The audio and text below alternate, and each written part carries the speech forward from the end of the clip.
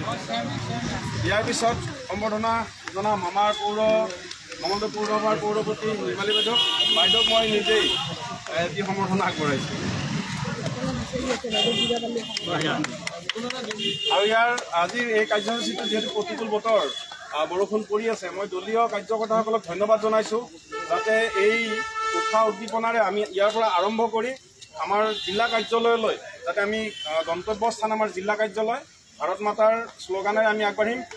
আজিৰ এই তিৰংগা যাত্ৰাৰ কাৰ্যসূচী সফল কৰিব বুলি আশা ৰাখি আমাৰ জিলা সভাপতি মহোদয়ক আজিৰ অনুষ্ঠানটো আজিৰ এই তিৰংগা যাত্ৰাৰ ওপৰত দুআষাৰ বক্তব্য ৰাখি শুভাৰম্ভ কৰিবৰ বাবে মই অনুৰোধ কৰিছোঁ। ধন্যবাদ। সকলোলৈ নমস্কাৰ জনাইছোঁ, স্বাধীনতা দিৱসৰ শুভেচ্ছা জনাইছোঁ। আজি এই তিৰংগা যাত্ৰাত উপস্থিত থকা মঙলদৈ বিধানসভা সমষ্টিৰ প্ৰাক্তন বিধায়ক মীনৰঞ্জন নিগমৰ অধ্যক্ষ মাননীয় গুৰুজ্যোতি দাস ডাঙৰীয়া, আমাৰ এই অনুষ্ঠানত উপস্থিত থকা আমাৰ উদ্যোক্তা যিহেতু আমাৰ মঙলদৈ মণ্ডলৰ সভানেত্ৰী গীতিমা দাস ডাঙৰীৰ লগতে মণ্ডল সমিতিৰ সাধাৰণ সম্পাদক, মণ্ডলৰ বিভিন্ন দায়িত্বত থকা সন্মানীয় দলীয় কাৰ্যকৰ্তাসকল, আমাৰ মঙলদৈ পৌৰসভাৰ পৌৰপতি নিৰ্মালী দেৱী বাইদেউ, লগতে আমাৰ পৌৰ ৱাৰ্ড কমিশ্যনাৰসকল, ভাইচ চেয়াৰমেন,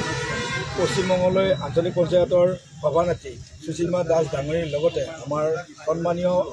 পঞ্চায়তৰ সভাপতি কাউন্সিলৰ বিভিন্ন দায়িত্বত থকা প্ৰতিনিধিসকল, আমাৰ সন্মানীয় সাংবাদিক বন্ধুসকল,